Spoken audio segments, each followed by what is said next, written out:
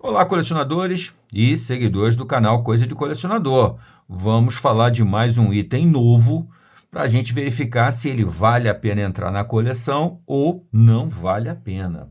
Eu estou falando aqui do lançamento recente da Panini, acabou de sair, setembro, né? Setembro de 2024, Universo Ultimate, tá?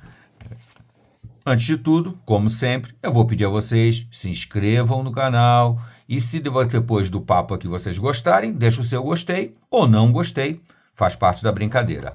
Vamos lá. Bom, a edição que acabou de sair é uma edição básica, simples, dentro desse projeto editorial da Panini, que é atrair novos leitores. Então, a estratégia deles é fazer essas edições compactas, que têm histórias fechadas, né? Aquelas minisséries fechadas, que geralmente é o material mais nobre, não é aquele material mensal básico das editoras, né? E por um preço bem acessível. Então, para isso, vem essas edições assim, bem simplesinhas, com capa cartão, lombada quadradinha, tal, e com aqueles mesmos erros que eu aponto em todos os meus vídeos, que eu acho erros editoriais básicos e até bobos, eu diria. O primeiro é não ter o capricho de fazer uma orelha na capa, que dá um acabamento muito mais bonito e muito mais agradável na hora de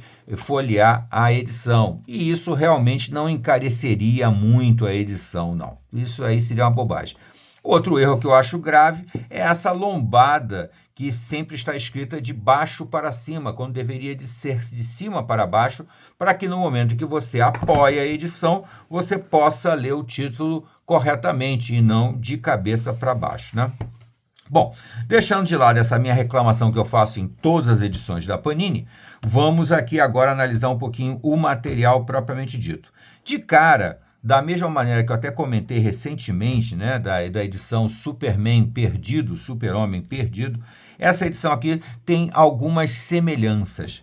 A primeira delas, de cara, é que os autores, ambos os escritores, são pessoas muito cultas, mas muito cultas, que amam a sua própria erudição e exibem ela nas suas histórias, com histórias muito complexas, histórias cheias de inferências e de inferências cultas de uma forma geral e referências do próprio universo. São grandes conhecedores do universo, da DC, que foi o autor Christopher Priest, que fez o Superman Perdido, e aqui no caso do Universo Ultimate é o Jonathan Hickman, que já escreveu muita coisa interessante para a Marvel, e todas elas com essa pegada muito grande de cultura, de erudição e até de ficção científica também. O Christopher Priest no Superman foi pela ficção científica rasgada, direta, na veia. Esse aqui nem tanto, não é tão ficção científica, mas tem uma pegada de ciência muito forte,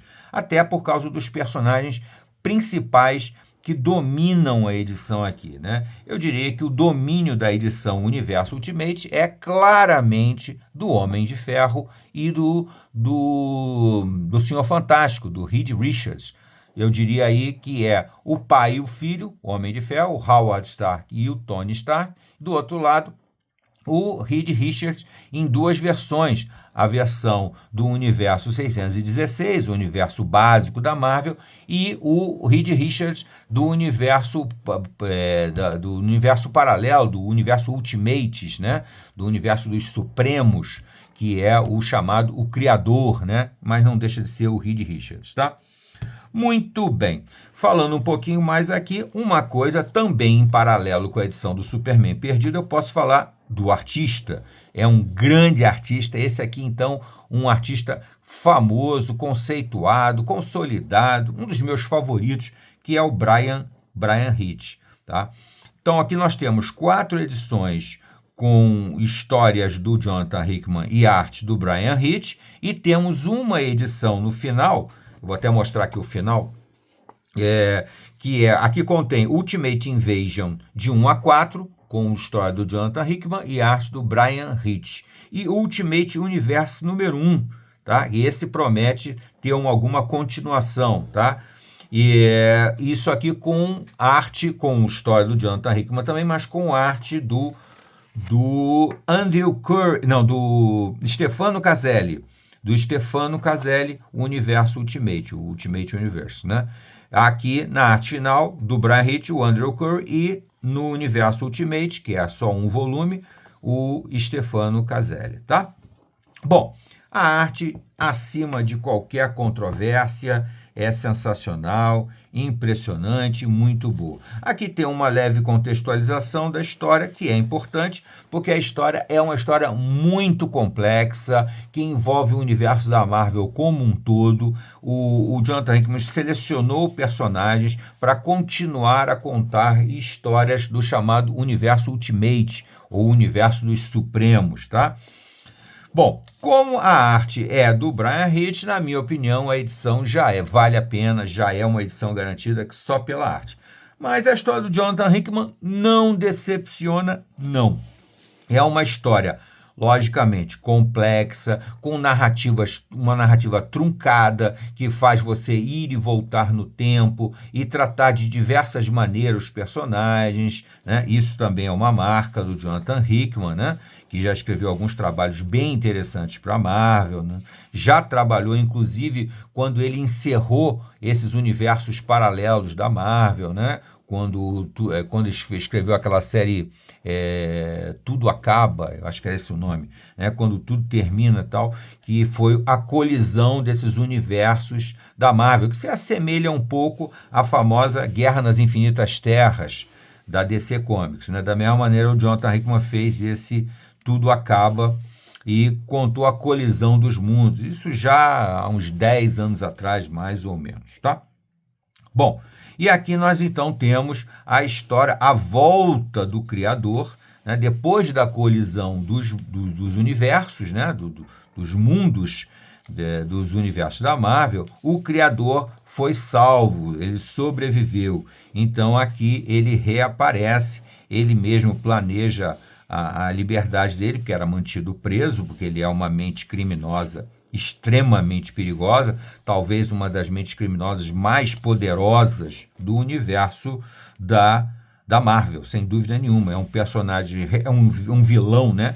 E é relativamente novo, mas muito importante. Esse homem desse capacete pontudo aqui, que aparece nas imagens já aqui no início da história. Logicamente, ele faz um preâmbulo aqui na primeira parte, quando acontece a liberdade do Criador, né, que é o Reed Richards do universo Ultimate, e depois, então, ele começa a contar a história depois da interferência do Criador, tá? Então, ele faz uma narrativa que tem dois tempos bem definidos, dois momentos historicamente definidos, que lembram até um pouquinho, né, alguma coisa que o Brian Michael Bendis também fez, quando ele fez Dinastia M, né, por exemplo, né? É um material bem interessante, bem legal, mas, como eu sempre digo, não é um material para crianças e adolescentes que querem ver uma aventura cheia de ação, com muita luta, muita competição, muita contenda. Não, não é nada disso. É muito mais o estilo Jonathan Hickman, que lembra um pouco também outros autores, né? Warren Ellis, o próprio Brian Michael Bendis e outros mais, tá? Então, ele decide mexer com o tempo. Aliás, o Jonathan Hickman gosta muito disso, de trabalhar com o tempo, idas e vindas no tempo, que fazem com que a história transcorra de uma forma completamente diferente do que aconteceu, né? O personagem principal, de certa forma, um dos personagens principais aqui, que é o vilão, o Criador, ele volta no tempo para alterar o que aconteceu e criar um universo completamente novo, tá?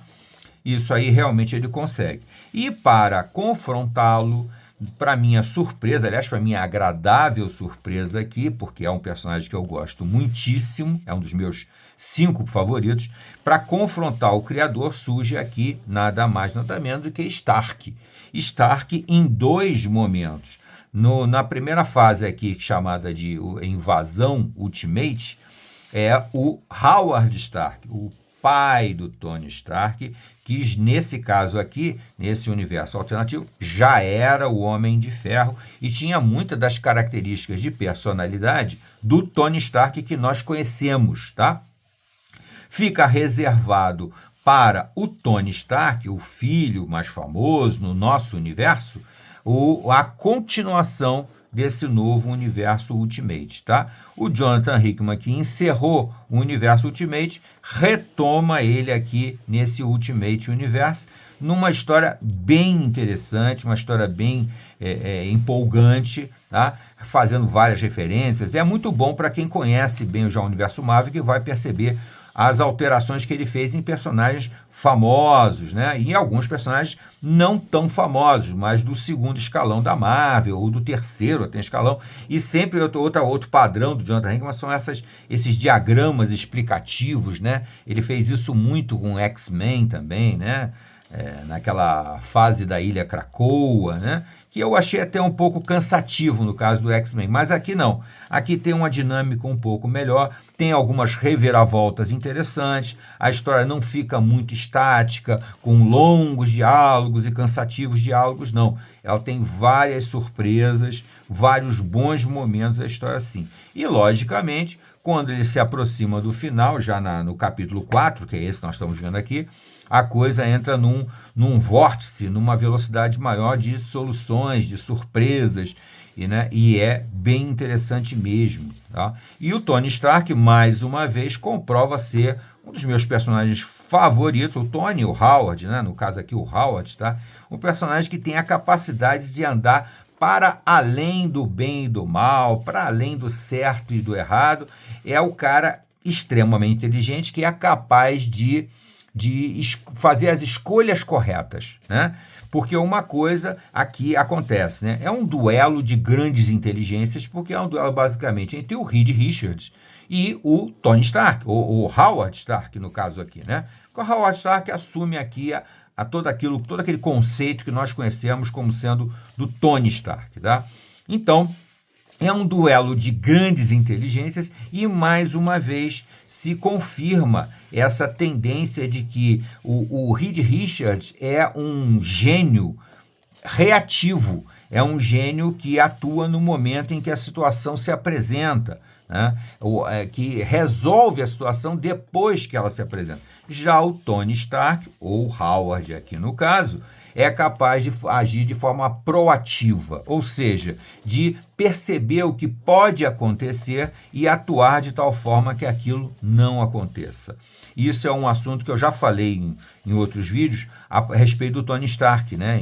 Nas melhores séries, nas melhores sagas do Tony Stark, isso aí ficava bem comprovado, que o Tony Stark era aquele personagem que era capaz de alterar o futuro antes que ele acontecesse. Alterar o futuro antes que aconteça é uma redundância, mas eu me permito falar isso porque é para explicar melhor o que acontece aqui. E da mesma forma, ele faz isso aqui também. Ele se antecipa, ele surpreende o inimigo quando o inimigo acha que já tem tudo dominado, quando está tudo sob controle. Aqui já entra o capítulo final, digamos assim, ou o capítulo inicial de uma nova saga, nesse Ultimate Universe desenhado já não pelo Bryan Hitch, mas muito bem desenhado pelo Stefano Caselli, tá? E ainda temos aqui algumas artes, alguns rascunhos, né, alguns desenhos, basicamente, do Bryan Hitch, né?